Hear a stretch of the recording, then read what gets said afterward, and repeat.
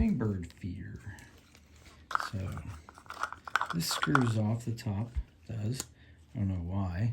It's it's basically plastic top that you can probably hang stuff from. There's a hook here. Or I mean a place for a hook. Here's the hook. The hook came inside here, so you have to fish it out. It's basically a glass bottle and a plastic base that comes in 2 pieces.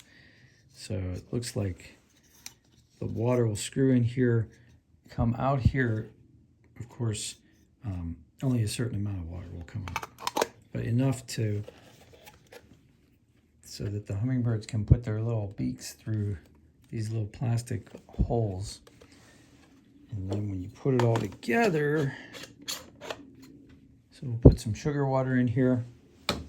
And I've been told that it's 4 parts water to